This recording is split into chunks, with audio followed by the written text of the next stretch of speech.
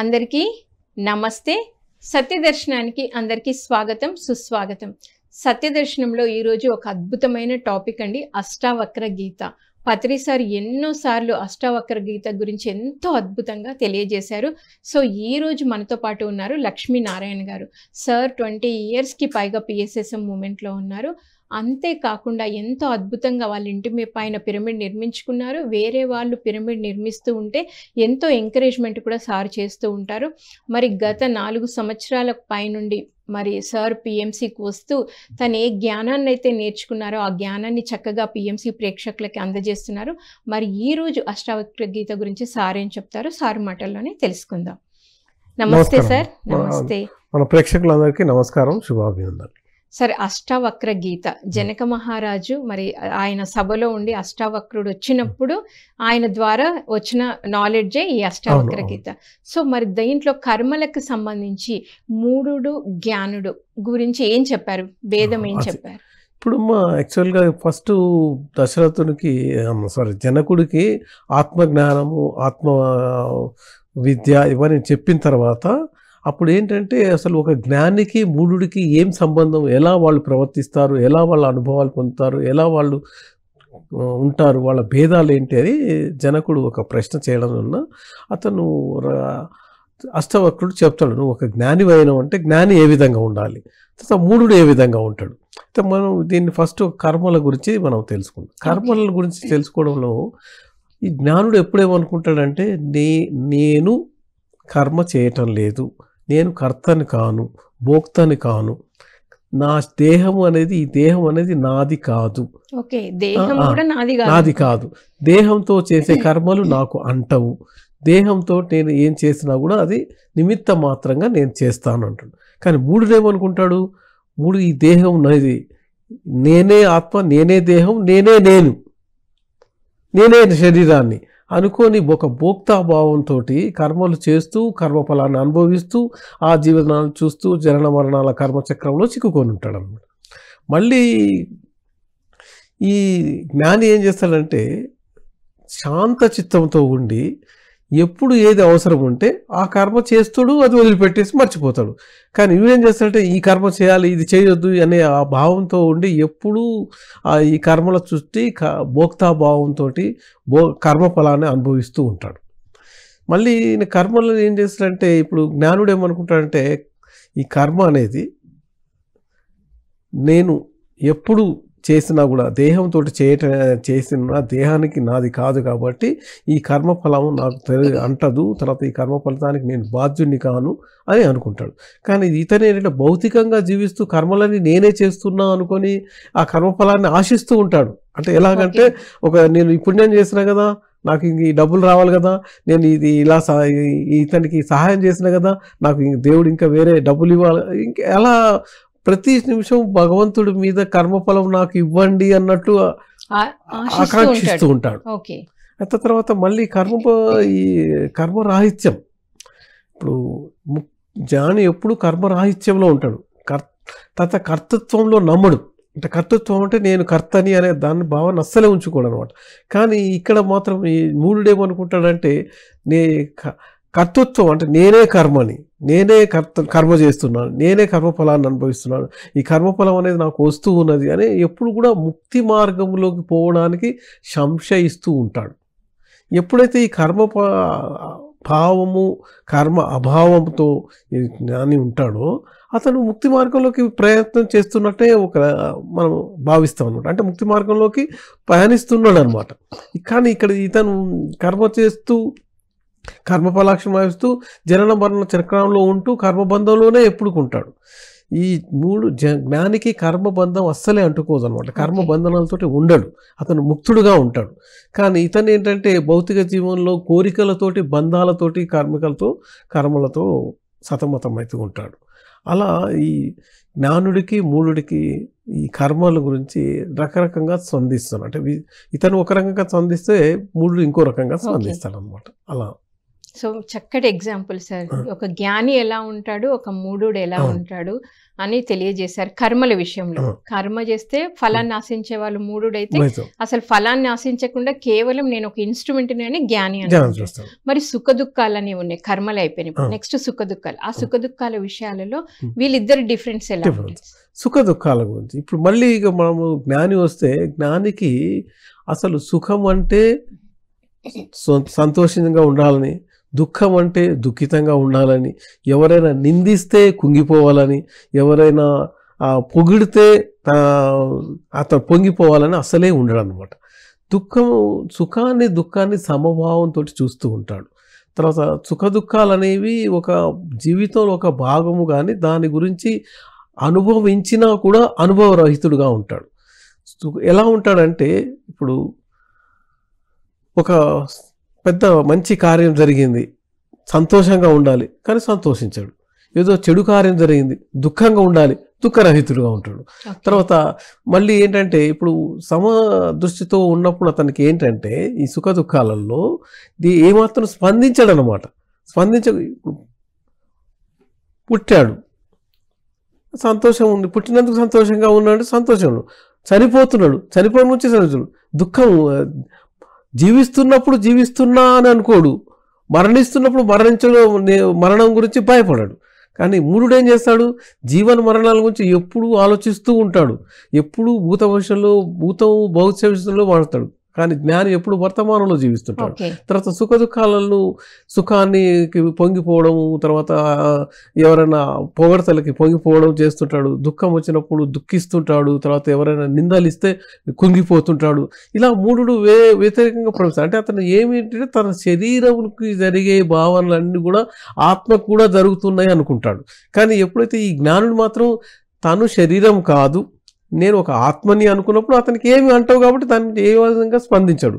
కానీ ఇతను భౌతిక ప్రపంచంలో ఉండి అన్ని నావే అన్ని అనుకొని సుఖం వచ్చినా దుఃఖం వచ్చినా వివరంగా స్పందించడం, తర్వాత నిందలు పొగడతలకి పొంగిపోవడం, కుంగిపోవడం, ఇలాంటివన్నీ జరుగుతుంటాయి. అంటే ఒక మూఢుడు ఏంటంటే ఒక సామాన్య మానవుడుగా ఉండి ఒకసారి ముక్తి గురించి తెలుసుకున్న తర్వాత కూడా, ముక్తి గురించి విన్న తర్వాత కూడా మూఢత్వాన్ని వదిలిపెట్టాడు.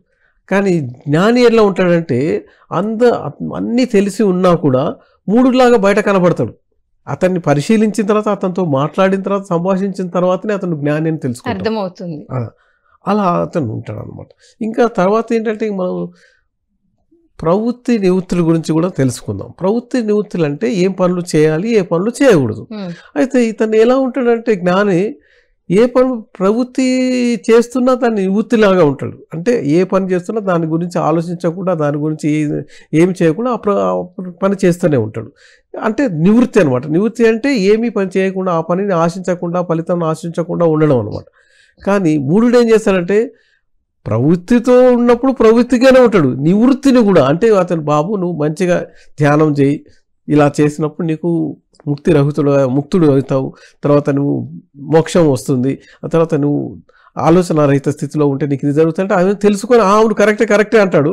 మళ్ళీ సంశయంతో మూఢత్వంలోనే ఉంటాడు. తర్వాత మళ్ళీ ప్రవృత్తి నివృత్తులకి అతను ఈ జ్ఞానుడు ఏమాత్రం చెలించడు అనమాట. కానీ అదే కాకుండా ఈ మూఢుడు ఏం చేస్తాడంటే ప్రతి ప్రవృత్తికి ప్రతి నివృత్తికి చెలిస్తూ ఉంటాడు, దాన్ని అనుభవిస్తూ ఉంటాడు. తర్వాత ఈ ప్రవృత్తి ఈ నివృత్తులు అనేది చిత్త నిరోధకంగా పనిచేస్తూ ఉంటారు. చిత్త నిరోధకంగా పనిచేయడం అంటే జ్ఞాని ఎప్పుడూ సహజంగా చిత్త నిరోధ ప్రవృత్తితో ఉంటాడు. అంటే అతనికి చిత్తం ఎలా అంటే మనసు ప్రశాంతంగా ఉండడం వల్ల ఏ కర్మ కానీ, ఏ ఫలితం కానీ, ఏ పని కానీ చేస్తున్నా కూడా దానికి అతను అంటదు, తన గురించి ఆలోచించాడు. కానీ ఇప్పుడు ఇతను ఏంటంటే ఎప్పుడు కూడా చిత్తవృత్తులని తన కంట్రోల్లో ఉంచుకోలేక అతను ఏమనుకుంటాడంటే ఇదంతా నేను చేస్తానా, నేనే చేస్తున్నా అని అనుకొని దానికి లోనైపోయి ఉంటాడు. తర్వాత మరి ఇతను ఏం చేస్తాడు, జ్ఞానుడు ఆశారహితుడు, సంకల్పరహితుడు, నిర్వికారుడు, నిరాశవాది. కాబట్టి అతనికి ఏమీ ఉండవు. కానీ ఇతను మాత్రం ఏం చేస్తాడంటే చిత్తవృత్తులను కంట్రోల్ చేసుకోకుండా ఇంకా ఏంటంటే ఆశావాదిగా ఉండి ఆశాలులుడు, కోరికలు ఉంటాడు, వాసన సహితుడుగా ఉంటాడు. తర్వాత ఏం జరిగినా కూడా దాని గురించి ఎంతో విధంగా భూతత్వంలో చూసి బాధపడడం కానీ సంతోషించడం కానీ జరుగుతూ ఉంటుంది అనమాట. ఇంకా చిత్తవృత్తుల నిరోధంలో ఇంకా ఏంటి అంటే చిత్తము శాంత చిత్తముతోటి ఎప్పుడు కూడా జ్ఞాని శాంత చిత్తంతో ఉండి, తర్వాత స్వభావరహితంతో ఉండి, తర్వాత ఈ కల్పనారహితంతో ఉండి, తర్వాత ఆలోచనారహితంతో ఉండి తన పనులు చిత్తం కర్మలు చేస్తూ తర్వాత తన జీవితాన్ని మామూలుగా సామాన్యంగా జీవిస్తుంటాడు. కానీ ఈ మూఢుడు మాత్రము ప్రతి ఒక్క విషయాన్ని అంటే సంసారమే అంత మాయ అని ఇతను అనుకుంటే సంసారమే నాకు సాగరం, దీన్ని ఈదడానికి నేను ఈ పని చేయాలి, ఆ పని చేయొద్దు, ఇది చేయాలి అది అనుకొని కామరోహితుడుగా ఉంటాడు. కామరోహితుడుగా ఉంటాడు, కోరికలలో ఉంటాడు, వాసన సహితుడుగా ఉంటాడు. ఇలా ప్రతి ఒక్క విషయాన్ని అనుభవిస్తూ ఉంటాడు. ఇలా ఉండడం వల్ల అతనికి ఏంటంటే మోక్ష సాధనకు సాధించలేని పరిస్థితి ఉంటుంది. తర్వాత ఇతనేముంటాడంటే జ్ఞానుడు ఎప్పుడు కూడా తన ఒక విక్షేపాలకి లోను కాకుండా ఉంటాడు. విక్షేపాలు అంటే ఏంటంటే నేను ఇప్పుడు పని చేశాను, నేను ఇప్పుడు వస్తూ ఉంటే నాకు ఒక పిల్లి కనబడదు, నాకు ఏదో పని ఆటంకం జరిగితే ఆ పిల్లి మీద పెట్టేస్తా. తర్వాత నేను ఇంకా కొంచెం దూరం చేస్తే నేను ఇప్పుడు ఈ ప్రోగ్రామ్ సరిగ్గా లేదు, నేను మంచిగానే చేసినా కానీ యాంకరే మంచిగా చేయలేదు అంటాను. అలా ఒకళ్ళ మీద తన యొక్క పనిని ఒకళ్ళ మీద నెట్టేయడాన్ని విక్షేపం అంటారు. అయితే అలా విక్షేపం లోను కాడు. కానీ ఈ మూఢుడు మాత్రం ప్రతి దానికి విక్షేపం చూపిస్తాడు. తాను తప్పు చేస్తాడు, వేరే వాళ్ళ పని మీద చేస్తాడు. అలా విక్షేపంతో జీవిస్తూ ఉంటాడు ఎప్పుడు కూడా. కానీ ఈ జ్ఞానుడు మాత్రం ఎప్పుడు విక్షేపాన్ని అసలు విక్షేపాన్ని అస్సలే పట్టించుకోవడం. ఆ తర్వాత ఇంకా ఏంటంటే ఈ విక్షేపాలతో తర్వాత ఏమైపోతుంది అంటే ఇతనికి జ్ఞానుడికి విక్షేపరహితంగా ఉండడం వల్ల అతని దృష్టి మొత్తము అంతర్ముఖ ప్రయాణం కోసమే చూస్తూ ఉంటాడు. కానీ ఇతనేంటి బాహ్య ప్రమాదంలో ఉండి బాహ్య జీవితం గురించే ఆలోచిస్తూ ఉంటాడు. అతని అంతరంగంలో మోక్షానికి ముక్తికి పోవాలని ఉన్నా కూడా దాన్ని సాధించలేడు. ఎందుకంటే ధ్యానం. ఇప్పుడు మళ్ళీ ఇతను ఏం చేస్తాడు, తన మనస్సుని ఎప్పుడూ శాంతంగా ఉంచుకొని ధ్యాన సాధనతోటి ముక్తి కోసం పోవడానికి ప్రయత్నం చేస్తాడు. కానీ అతను మాత్రం ఏం చేస్తాడంటే ముక్తికి పోవాలి, ధ్యానం చేయాలి, తర్వాత శాంతంగా ఉండాలి, మౌనంగా ఉండాలి అని చూసినా కూడా తన ఆలోచనలతో సతమతమవుతూ తన కర్మఫలాన్ని అనుభవిస్తూ అలా ఉంటాడు అనమాట. సో అది ఇతనికి మూఢుడికి జ్ఞానుడికి ఈ కర్మఫలం గురించి కానీ, తర్వాత ఈ సుఖదుఖాల గురించి కానీ, ప్రకృతి నివృత్తుల గురించి కానీ, చిత్త నిరోధం గురించి కానీ, విక్షేపాల గురించి కానీ ఇది మనం తెలుసుకున్నాం అనమాట. సార్ వండర్ఫుల్ సార్, నిజంగా చక్కగా ఎక్స్ప్లెయిన్ చేశారు. ఇప్పుడు మీరు అన్నారు జ్ఞానుడు మూఢుడు అంటే ఎవరైనా ఒక పర్సన్ ఎగ్జాంపుల్స్ తీసుకుంటారు, ఒక జ్ఞానిని ఒక మూఢుడిని. ఇప్పుడు ఒక జ్ఞానిని ఒక మూఢుడిని మనం ఒక ఎగ్జాంపుల్గా తీసుకొని మనం చెప్పాలనుకుంటే ఇప్పుడు మనం ఇక్కడే మనం ఒక జ్ఞాని అనుకున్నాం అంటే ఇప్పుడు ఆ జ్ఞాని ఎలాంటి వాడు అంటే ఇప్పుడు మనము ఒక స్వాధ్యాయం చేస్తూ తర్వాత సత్సంగం చేస్తూ ధ్యానం చేస్తూ ఒక వ్యక్తి ఉన్నాడు. ఇప్పుడు అతని పేరు చెప్పకుండా మనం XY అనుకుందాం. ఎందుకంటే ఆ XY అతను ఒక మంచి స్నేహితుడు Y అనే అతను ఉంటాడు. అతను ఏంటంటే భౌతిక జీవనంలో ఉంటూ మూఢుడుగా ఉంటాడు. అయితే వీళ్ళిద్దరు సంభాషణ ఎలా ఉంటుంది అంటే ఒక 2-3 ఈ చెప్తాడు, అరే మిత్రమా, నువ్వు ప్రతిరోజు ధ్యానం చేసి ఆలోచన రహిత స్థితిలో ఉండి నువ్వు ముక్తుడివే తర్వాత బంధనాలు తొలగించుకొని ఉంటే నీకు ముక్తి మార్గంలో ప్రయాణిస్తే నువ్వు ఈ జన్మలో కాకపోయినా వచ్చే జన్మలో నీకు మోక్షము తర్వాత కైవల్యము దొరుకుతుంది అంటాడు. అప్పుడు ఈ Y అనే అతను ఏదైతే మూఢుడుగా ఉన్నాడో అతను చాలా ఎన్నో కోర్సులు చదివి ఉంటాడు, డిగ్రీలు చదివి ఉంటాడు, MA ఫిలాసఫీ కూడా చేసి ఉంటాడు. అంటే స్పిరిచువాలిటీ గురించి నాలెడ్జ్ ఉంటుంది. కానీ అతను ఏంటంటే ఫస్ట్ ఏమంటాడంటే అరే నువ్వు ఎంత అన్నా కూడా నేను శరీరాన్ని అనుకుంటున్నాను, నేను ఆత్మని కాదనుకుంటున్నా, ఆత్మ అనేది వేరేది, నేను వేరే అనుకుంటున్నాను. కాబట్టి నువ్వు ఏం చెప్పినా కూడా నాకు ఎక్కట్లేదు. కాబట్టి నేను ఎందుకు ధ్యానం చేయాలి? ధ్యానం చేస్తే మరి నేను ఆత్మ అని తెలుసుకుంటే అప్పుడు నాకు ప్రాబ్లం అవుతుంది. నేను శరీరాన్ని నాకు సుఖం కావాలి, శరీరానికి నాకు సౌకర్యాలు కావాలి, శరీరానికి కారణం అలాంటప్పుడు నేను అవి చేయలేను కదా అంటాడు. మళ్ళీ ఇతను ఏమంటాడంటే అది కాదు మిత్రమా, ఇప్పుడు నువ్వు ఏదైనా నువ్వేమనుకుంటున్నావు, నువ్వు కర్మాలు ఈ పని చేస్తున్నావు, లేదు కారులో ఉండాలి, మిద్దెల్లో ఉండాలి, తర్వాత విమానాల్లో ప్రయాణం చేయాలి, ఇవన్నీ అనుకుంటున్నావు కదా, ఇవన్నీ నీ శరీరం చేస్తుందయా, నీ ఆత్మకి దీంతో సంబంధమే లేదు. ఇప్పుడు నేనున్నాను, నేను సాదాస్థితి జీవితం జీవిస్తున్నాను, నేను ఎంతో సంతోషంగా ఉన్నాను, దుఃఖం వచ్చినా నేను బాధపడను, ఎవరైనా దూషించినా బాధపడను, కుంగిపోను, ఎవరైనా పొగిడినా నేనేం చేయను అంటే అప్పుడు అంటాడు, అరే నీ జీవితం ఇలా ఉంది, కానీ మిత్రమా నాకు కావాలి పేరు, ప్రతిష్ట, తర్వాత అందరు నా గురించి తెప్పుకోవాలి, నేను ఒక పెద్ద పిహెచ్డి స్కాలర్ని, ఒక ప్రొఫెసర్ని, అందరు నా గురించి పట్టించుకోకపోతే ఎలా అంటే ఒక అహంకారంతో ఉంటాడు అనమాట. ఎప్పుడైతే అహంకారంతో ఉంటాడో అతను ఎప్పుడు ధ్యాని కాలేడు అనమాట.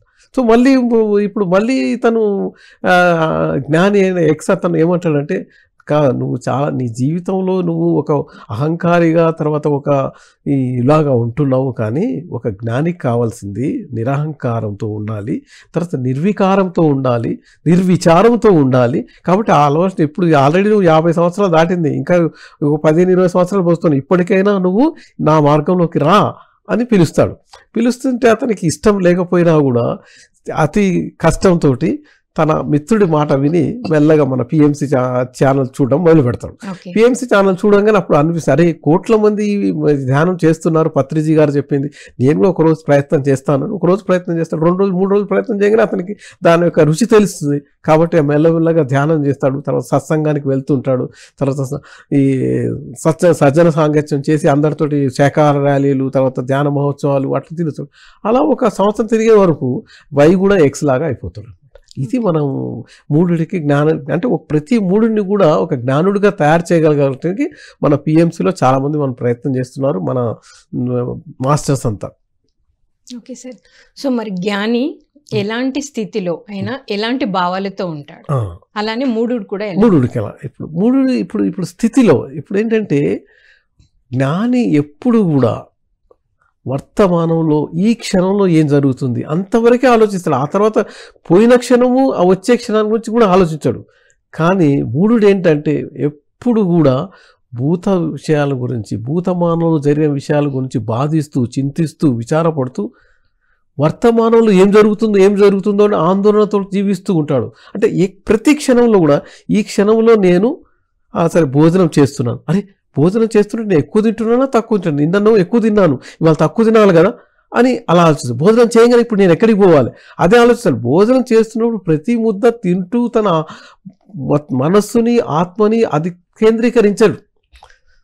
తన శరీరంతో భోజనం చేస్తూ ఉన్నా కూడా అతని ఆలోచన వేరే విధంగా ఉంటుంది. అదే కానీ జ్ఞానుడు ఎలా ఉంటాడంటే తను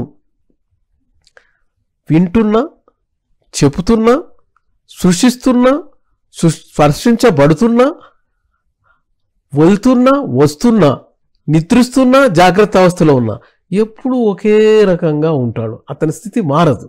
కానీ మూఢుడు ఎలా ఉంటాడంటే ఎప్పుడు కూడా ఏదో ఒక రకమైన స్థితి, అంటే అతను ఉండాల్సిన స్థితిలో కాకుండా వేరొక స్థితిలో ఉండడం మొదలు పెడతాడు. ఆందోళనలో ఉంటాడు, లేకపోతే విచారంలో ఉంటాడు, సంతోషంలో విచారం. అంటే సుఖ దుఃఖాలు, ఆందోళనలు, భయము, వీటి నాలుగుతో ఎప్పుడు జీవనం సాగిస్తాడు. తర్వాత ఈ జ్ఞానుడు ఎట్లా ఉంటాడంటే నేను ఇప్పుడు నిద్ర లేచి మేల్కొని ఉన్నాను అంటే జాగ్రత్త అవస్థలో ఉన్నాడు. అప్పుడు కూడా మెడిటేషన్లో ఉండి మనం ఏదో చెప్తే దానికి ఇమ్మీడియట్గా స్పందించాడు. అలాగా నిద్రపోతున్నాడని నువ్వు ఇట్లా ఏదో ఒక మాట అనగానే అతను అది స్పిరిచువాలిటీకో లేకుంటే తనకి ముక్తికి మోర్గాని తెలుసుంటే ఇమ్మీడియట్గా లేచి దానికి స్పందిస్తాడు. స్వప్నావస్థలో ఉన్నప్పుడు కూడా స్వప్నములు కలలు కంటున్నా కూడా మేల్కొని ఉంటుంటాడు. మేల్కొని ఉన్నప్పుడు నిద్రించినా ఉన్నా మేల్కొని ఉంటాడు, మేల్కొని ఉన్నప్పుడు నిద్రించినట్లు ఉంటాడు.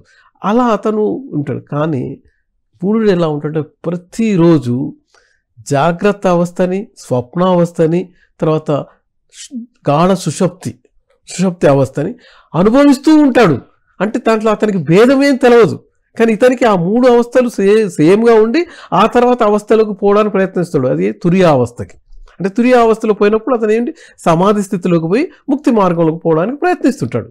కాబట్టి ఈ 3 స్థితుల గురించి అసలు పట్టించుకోడు.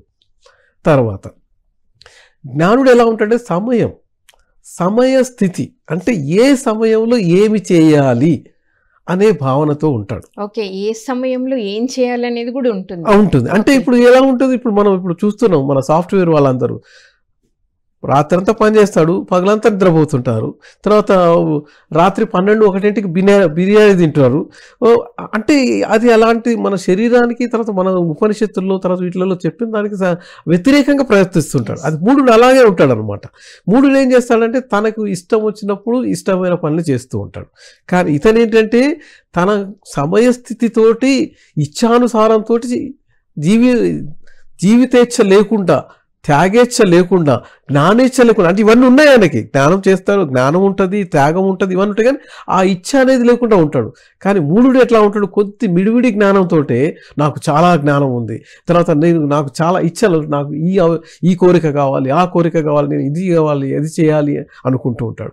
ఆశయంతో నాకు ప్రపంచంలో ఉన్న సంపదలన్నీ నాకే కావాలి, తర్వాత నాకు పెద్ద బిల్డింగ్స్ కావాలి, అందమైన భార్య కావాలి, ప్రయోజకులైన కొడుకులు కావాలి, ఇలా ప్రతి విషయాన్ని కూడా ఆలోచిస్తూ ఆందోళనతో సతమతం అవుతూ ఉంటాడు అన్నమాట. సో ఇది అతని స్థితి. తర్వాత జ్ఞానుడి స్థితి ఏంటంటే బ్రహ్మతత్వం.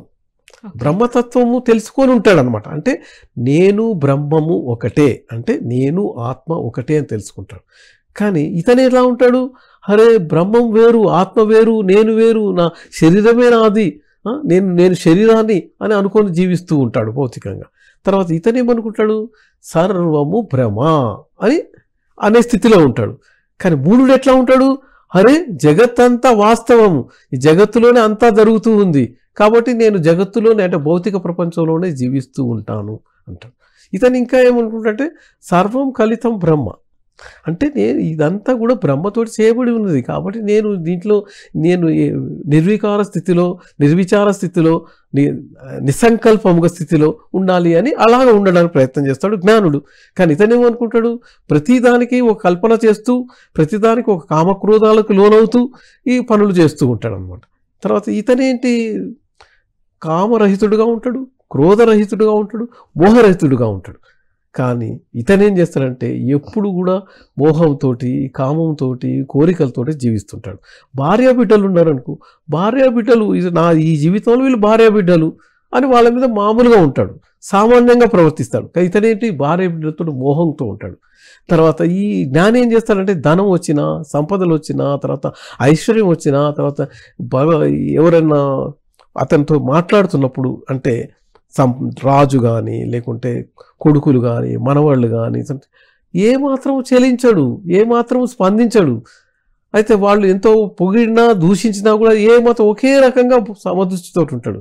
కానీ ఇతను మాత్రం ఎలా ఉంటాడంటే రాజుగారి దగ్గర పోయినప్పుడు అతను వినయ విధేయతలు, తర్వాత వేరే వాడు ఉన్నప్పుడు దంభము, అహంకారం చూపించడు, తర్వాత మనవాళ్ళతోటి, కొడుకులతోటి ప్రేమతో ఉండడము, తర్వాత ఇంకా భార్యతోటి మోహంతో ఉండడము, ఇలాంటిగా రకరకాలుగా ప్రవర్తనలు చేస్తాడు. అంటే అరిషడ్ వర్గాలను మొత్తం తనలో ఇరికించుకొని ఆ విధంగా ప్రవర్తిస్తాడు. ఇతను మాత్రం అరిషడ్ వర్గం దూరంగా ఉంటాడు, అంటే షట్ సంపత్తులతో ఉంటాడు. షట్ సంపత్తులు అంటే శమము, దమము, తర్వాత తితిక్ష, ఇవన్నీ ఉంటాయి కదా, వాటితోటి ఉపరతి, వాటితోటి ఉండి సమాధి స్థితికి వెళ్తుంటాడు. కానీ ఇతనేంటి? ధ్యానం చేస్తామని ఏదో కూర్చుంటాడు, కానీ మళ్ళీ ఎన్నో ఆలోచనలతోటి పోతుంది. అరే నేను నా భార్యకి ఏదో తీసుకొస్తాను కదా షాపింగ్ చేసి, లేకపోతే నా కొడుకుకి ఏదో చేయాలనుకున్నాను కదా, నా మనవడికి ఏదో సంపదను కూడబెట్టాలి కదా అని అలా ఆలోచనలతో ఉంటాడు.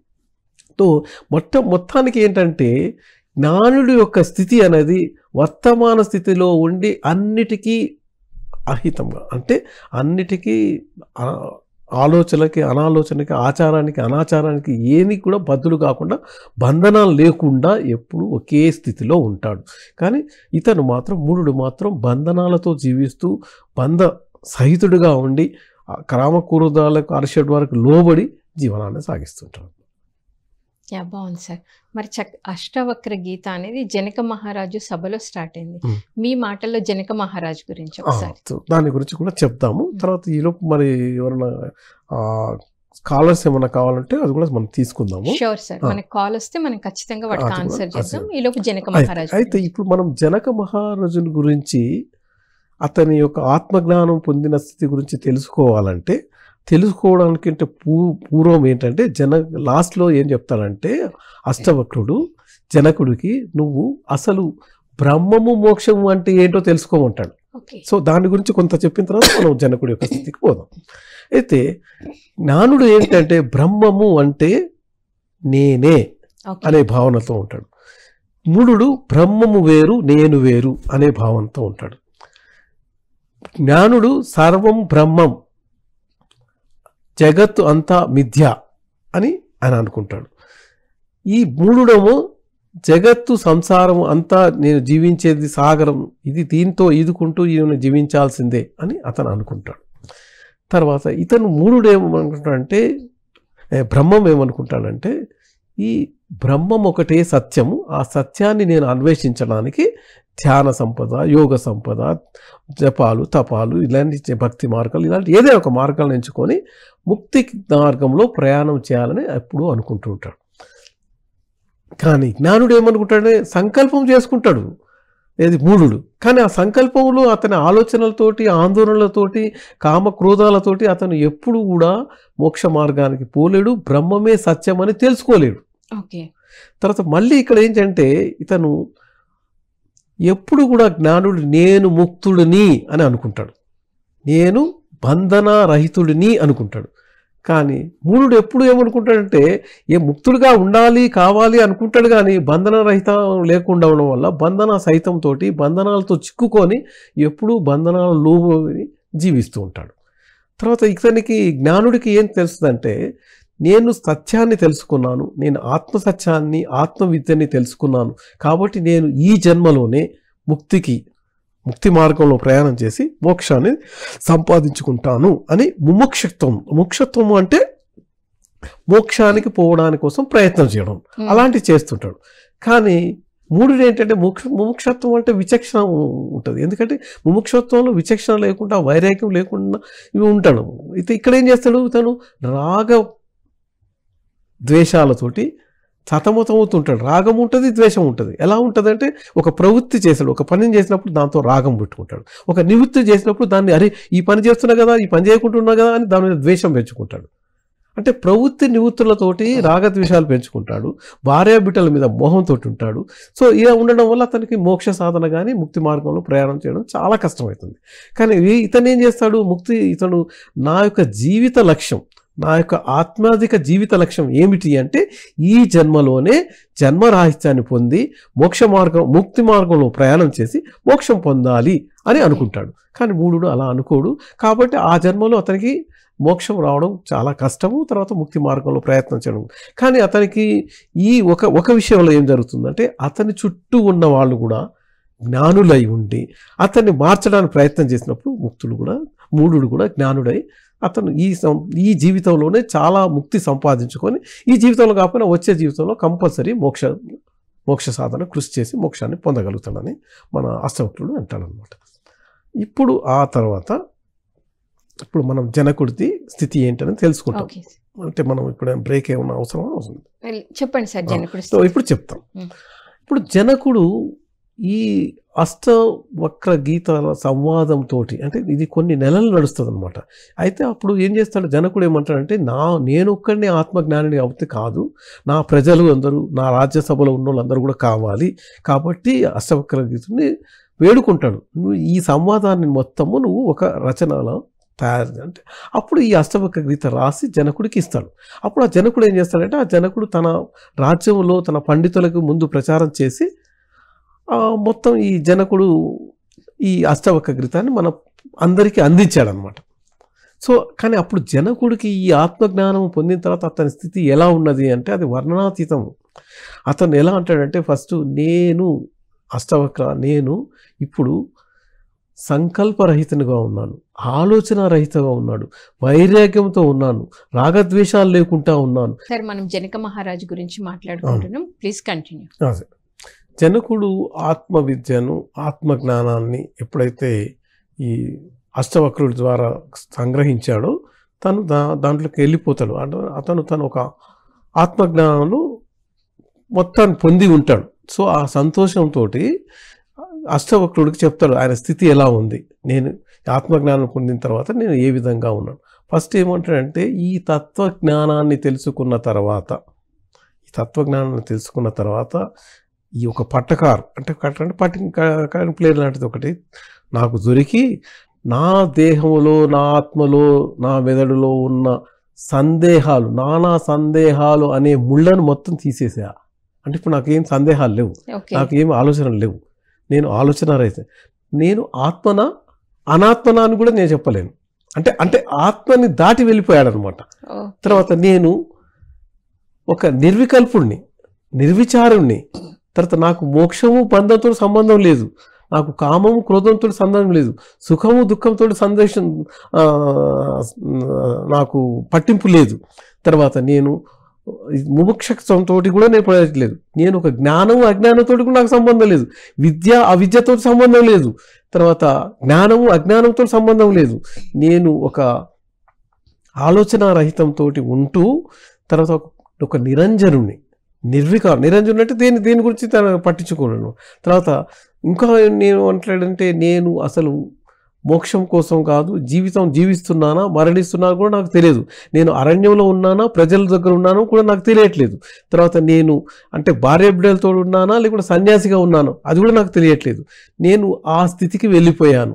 ఆ స్థితికి వెళ్ళిపోయి ఇంకా ఇంకా ఏ స్థితికి మనం తీరుతున్నా అంటే అసలు ఈ ప్రపంచంలో నేను ఏది అన్నీ ఉన్నాయి, ఏది నాది కాదు అనే స్థితికి వచ్చాను. తర్వాత నేను ఈ ఏదైతే జనన మరణ చక్రాలకి అతీతంగా అయిపోయాను. తర్వాత బంధనాలకి అతీతంగా తర్వాత ప్రమోదాలు అంటే పని చేయడం, పని చేసే అతను కర్తను, ఆ బంధనాలు నాకు లేవు. కర్త కర్మ భోక్త అనే బంధనాలు నాకు లేవు. తర్వాత నేను ఎలా ఉన్నాను అంటే నేను ఒక యోగి ఎవరైతే ఉన్నాడో అంటే ముక్తాత్మగా నేను ఇప్పుడు అని తెలుసుకున్నాను. తర్వాత అయినా కూడా నాకు మోక్షం ముక్తి కావాలని నేను కోరడం లేదు, అది కూడా కోరుకోవట్లేదు. అంటే లాస్ట్ కు ఒక యోగికి ఆ కోరిక కూడా ముక్తి మోక్షం కావాలి. తర్వాత ఈ ఏదైతే ఈ జగత్తు ఉందో ఈ జగత్తు అంతా నేను మాయాన్ని తెలుసుకున్న తర్వాత నేను ఇప్పుడు ఒక అంతర్ముఖుడిగా ఉన్నాను. ఈ బాహ్య ప్రపంచంలో ఏమి జరుగుతున్నా కూడా నాకు సంబంధం లేదు అని అంటున్నాడు. తర్వాత నేను ఈ విశ్వంలో జరిగే ఏదైతే ఉన్నాయో కార్యకలాపాలు ఇవన్నిటిని కూడా నేను తెలుసుకోగలుగుతున్నాను. అంటే తన ఒక అంతర్దృష్టి అంత పెరిగిపోయిందనమాట. తర్వాత నేను ఈ కామ క్రోధాలు కాకుండా సుఖ దుఃఖాలు కాకుండా తర్వాత భయం ఆందోళన కాకుండా తర్వాత అంటే స్వేచ్ఛారహితం అంటే నేను ఒక స్వేచ్ఛారహితుడుగా ఉన్నాను. అంటే స్వేచ్ఛ అంటే నేను ఒక స్వతంత్రుడిగా ఉన్నాను, అంటే బంధనానికి లోనై లేను అని అంటాడు. తర్వాత నేను ఒక జ్ఞాన స్వరూపుడుగా ఉన్నాను అంటాడు.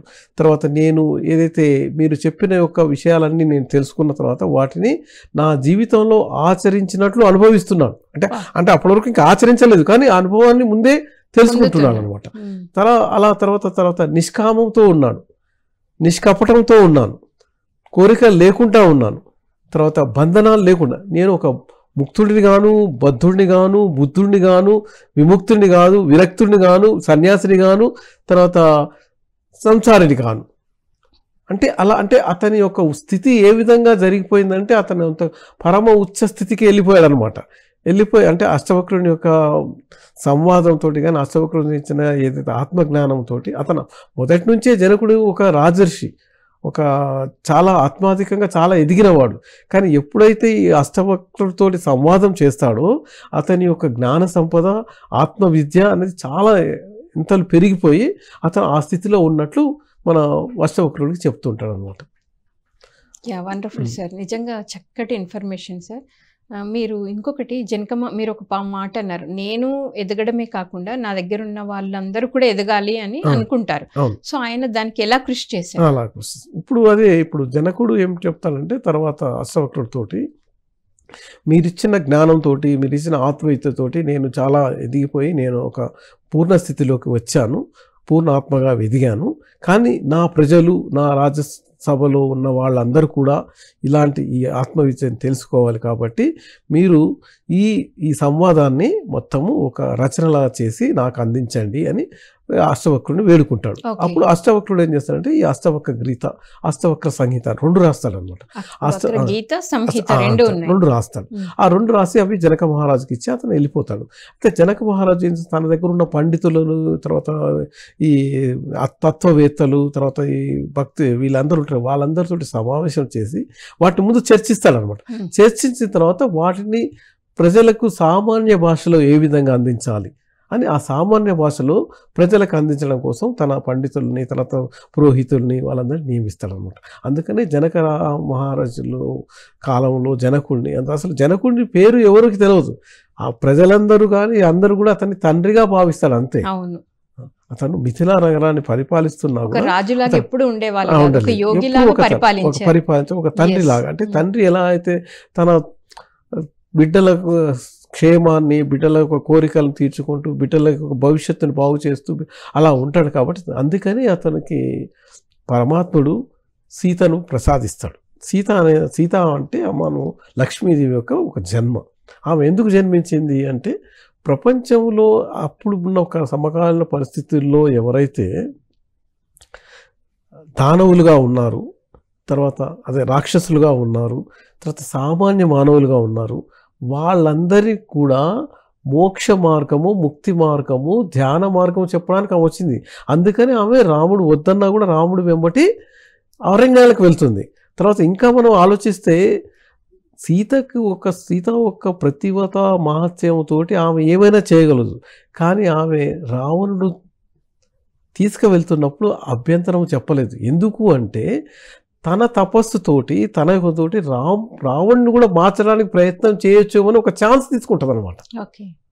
సో అలాంటి మహాస్వాధీన సీతకు అతను తండ్రిగా కావడం అంటే ఎందుకంటే ఇతను ఇలా ఎన్నో పుణ్యాలు చేసి ఉన్నాడు కాబట్టి సీతమ్మ తల్లి అతని ఇంటికి ప్రవేశిస్తుంది అన్నమాట. సో ఇలాంటి జనకుడు తను అంటే జ్ఞానస్థితిలో ఉన్నా కూడా అతని కోరిక అంటే అతను ఏంటంటే తను ఎలా ఉన్నాడో తన ప్రజలు కూడా అలాగే ఉండాలి అని ఒక దాంతో ఉంటాడనమాట. అందుకని జనకుడు చాలా ఉచ్చస్థితిలో ఉన్న రాజర్షి మహాయోగి అనమాట. అతను ఎప్పుడైతే ఈ అష్టవక్ర గీత అష్టమంతుడు సంవాదం చేస్తాడో అతను కూడా ఒక బ్రహ్మర్షిలాగా అయిపోతాడు అనమాట. బ్రహ్మజ్ఞానాన్ని సంపాదించుకుంటాడు. సో అలా అతను తన స్థితిని మన అష్టవక్రుడికి చెప్తుంటాడు అనమాట. ఓకే సార్, మీరు ఇందాక అన్నారు అష్టావక్ర గీత, అష్టావక్ర సంహిత అన్నారు. అంటే రెండు సేమా సార్, వేరు?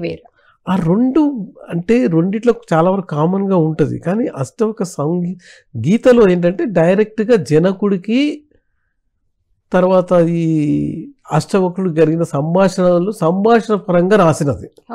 అష్టవక్ర సంహిత అంటే అష్టవక్రుడి యొక్క బోధనలు అన్నీ కూడా ప్రజలకు ఏ విధంగా చెప్పాలని దాంట్లో రాశాడు అనమాట.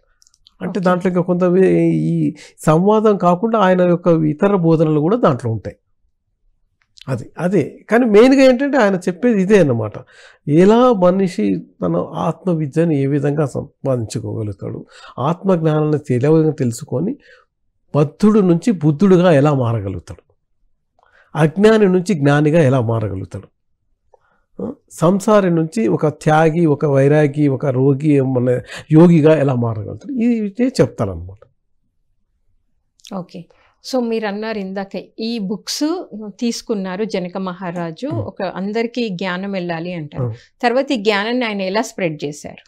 జ్ఞానాన్ని ఎలా స్ప్రెడ్ చేశాడు అంటే ఇప్పుడు తన రాజ్యంలో ఫస్ట్ ముందు మనం ఏదైతే వీళ్ళు ఉన్నారో ఈ పండితులు, తర్వాత ఆత్మాధిక తత్వవేత్తలు, తర్వాత పురోహితులు, వీళ్ళతోటి మనం ముందు చర్చలు చేసిన తర్వాత దాన్ని సామాన్య సరళ భాషలో మార్చిన తర్వాత దాన్ని ప్రజల్లో అందరికీ అంటే ప్రతి గ్రామంలో కానీ నగరంలో కానీ సభలు నిర్వహించి ఆ సభలలో వీటి గురించి చెప్పడం జరిగిందనమాట. అంటే మామూలు హరికథ రూపాల్లో, తర్వాత శ్లోకాల రూపంలో, తర్వాత పూజలు చేస్తుంటే అక్కడ చెప్పడం, అలా ఏంటంటే ప్రజలకు సామాన్య భాషలు అందించేటట్లు వాళ్ళు ఏంటి ప్రజలంతా భక్తిభావంతో ఉంటారు.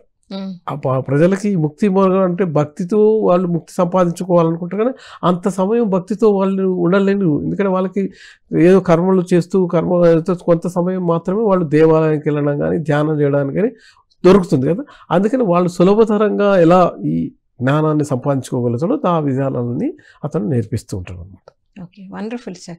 సార్ ఇంకొక పాయింట్ వచ్చేసి ఇప్పుడు మన జ్ఞానుడు మూఢుడు అనే మన టాపిక్ లో మాట్లాడుకున్నప్పుడు దృశ్య ప్రపంచం గురించి వాళ్ళిద్దరి విభేదిస్తారు. ఇప్పుడు ఇక్కడ కూడా ఏంటంటే దృశ్య ప్రపంచం అనేది చాలా ఇంపార్టెంట్ అన్నమాట. దృశ్య ప్రపంచం అనేది ఎట్లా ఉంటుందంటే ఒక జ్ఞానుడు ఎలా ఉంటాడంటే తన ముందు ఏమి జరుగుతున్నది అది దృశ్య ప్రపంచానికి అతీతంగా ఉంటాడు, దాంతో చలించాడు. ఇప్పుడు దాని ఎదురుగా ఒక క్రూర ముఖం వచ్చింది, ఇది కూడా నన్ను ఏం చేయలేదు అనే భావంతో ఉంటాడు.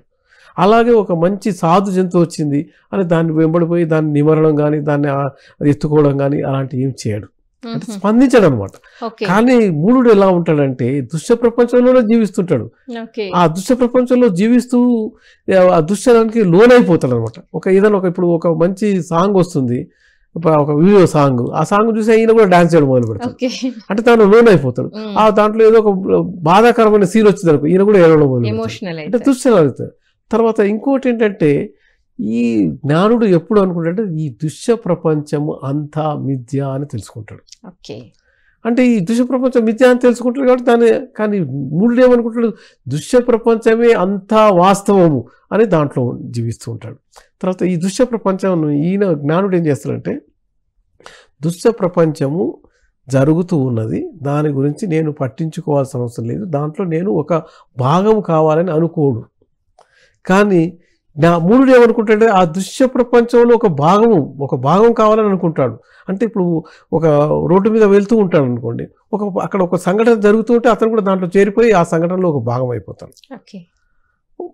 ఇప్పుడు ఎట్లా అంటే దృశ్య ప్రపంచంలో ఎలా అంటే ఇంకొక ఉదాహరణ ఏంటి అంటే, ఇప్పుడు ఒక జ్ఞానికి తన ఆప్త బంధువు లేకపోతే భార్య బిడ్డలు లేకపోతే తల్లి తండ్రి ఎవరో చనిపోయింది అనుకోండి, అతను అక్కడ పోయి అందరితోటి మాట్లాడుతూ ఉంటాడు కానీ భావరహితంగా ఉంటాడు. తర్వాత ఆ దుష్ట ప్రపంచాన్ని అతను ఏమాత్రం పట్టించుకోడు. అంటే బంధువులు వస్తున్నారు, బంధువులు వచ్చి ఏదో పరామర్శిస్తున్నారు, తర్వాత స్నేహితులు వస్తున్నారు, స్నేహితులు పరామర్శిస్తున్నారు, అంత్యక్రియల కోసం సన్నాహాలు చేస్తున్నాడు, అన్నిటికీ నిరాసక్తితోటి కానీ పాటిస్తున్నాడు, వాళ్ళు దాంట్లో పాల్గొంటున్నాడు కానీ నిరాసక్తిగా వైరాగ్యంతో రాగద్వేషాలకి లోను కాకుండా ఉంటాడు. అలా కాకుండా మూఢుడు ఏమైతే దాంట్లో పూర్తిగా లీనమైపోతాడు. అరే నా భార్య చనిపోయిందని అక్కడే భార్యను పట్టుకొని ఆ శవాన్ని వేరే వాళ్ళు వదిలిపెట్టకుండా పట్టుకొని ఉంటాడు. అలా కొడుకు కూర్చున్నాడు అంటే అతను భావోద్వేగాలతో లోనై దుష్ట ప్రపంచంలో జీవిస్తుంటాడు. కానీ ఇతను మాత్రం అలా ఉండడు అనమాట. తర్వాత ఇంకా ఏంటంటే దుష్ట ప్రపంచంలో అంటే ఏంటంటే ఇప్పుడు దుష్ట ప్రపంచము శబ్దాలని గ్రహిస్తూ ఈ మూఢుడు ఎలా ఉంటాడంటే ఎప్పుడు కూడా ఈ అతని జీవితం మొత్తం అంటే పొద్దున ఉదయం లేచిన కాడ నుంచి రాత్రి పడుకునేంత వరకు, రాత్రి పడుకున్న తర్వాత కళల్లో కూడా దుష్ట ప్రపంచాన్ని చూస్తుంటాడు. కానీ ఈ జ్ఞానుడు ఎలా ఉంటాడంటే ఇది సంసారం మిథ్య, తర్వాత జగత్తు మిథ్య, తర్వాత దృశ్య ప్రపంచం మిథ్య, కాబట్టి నేను ఎప్పుడు కూడా సంకల్పరహితుడిగా దోషరహితుడిగా తర్వాత నిష్కామంతో నిష్కపటంతో ఉండాలి అని అలాగే ఉంటున్నాడు అనమాట.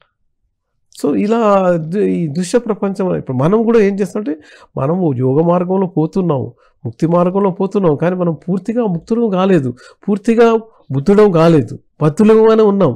కాబట్టి మనము అసంకల్పితంగా మనము దృశ్య ప్రపంచాన్ని చూస్తూ ఉంటున్నాం. అప్పుడు నేనున్నాను కొంత సమయంలో, ఇప్పుడు ఒక రోజులో మనం 14 గంటలు 10 గంటలు బయట ఉంటే ఒక 2-3 గంటలు మాత్రం కంపల్సరీగా నేను దుష్యరహితంగా ఉంటున్నాను. నేను అంటే దుష్య ప్రపంచాన్ని నేను చూడట్లేదు. కానీ ఒకప్పుడు ఇప్పుడు సడన్గా ట్రాఫిక్ లైట్లు వెలిగినాయి, నేను వస్తున్నప్పుడు మళ్ళీ దుష్య ప్రపంచంలోకి వచ్చాను. తర్వాత టైం చూసుకున్నాను, అరే ఇంకా టైం అయిపోతుంది కానీ స్పీడ్ పెంచారు వెహికల్ది. సో అంటే దుష్య ప్రపంచంలో అంటే మనం ఇంకా ఆ స్థితికి రాలేదు, కానీ ఆ స్థితి మార్గంలో మనం పోవడానికి ప్రయత్నం చేస్తున్నాం. కాబట్టి ఇప్పుడు కాకపోతే 1 సంవత్సరం 2 సంవత్సరాల తర్వాత ఆ స్థితికి మనం ఎదుగుతాం. ఇప్పుడు మన బ్రహ్మర్షి పత్రి గారు చెప్పింది ఏంటంటే నువ్వు ఈ దుష్య ప్రపంచాన్ని రహితంగా ఉండాలి, దుష్య ప్రపంచాన్ని నమ్మొద్దు, దుష్య ప్రపంచానికి లోను కావద్దని చెప్పారు. కాబట్టి మనం ఆ పద్ధతిలో మనం ప్రయత్నం చేస్తూ ఉంటాం అన్నమాట. సో ఇది థ్యాంక్ యూ సార్. మరి ఎంతో అద్భుతంగా అష్టావక్ర గీత నిజంగా పిఎస్ఎస్ఎం మూమెంట్లో సార్ ఎన్నో సందర్భాలు చెప్పారు ఈ పుస్తకం గురించి, ఎంతో చక్కగా తెలియజేశారు. జ్ఞానుడు ఎలా ఉంటారు, మూఢుడు ఎలా ఉంటారు, వాళ్ళ లక్షణాలు ఎలా ఉంటాయి, మనం ఏం ఆచరించాలి అనేది చక్కగా తెలియజేశారు. Thank you so much. నమస్కారం. సో విన్నారు కదండి, సత్యదర్శనంలో ఈ అష్టావక్ర గీత గురించి సార్ ఎంతో అద్భుతంగా తెలియజేశారు. రేపు సత్యదర్శనంలో మరొక మాస్టర్తో మళ్ళీ కలుద్దాం. అప్పటి వరకు చూస్తూనే ఉండండి PMC ప్రతిక్షణం సత్యదర్శనం. Thank you.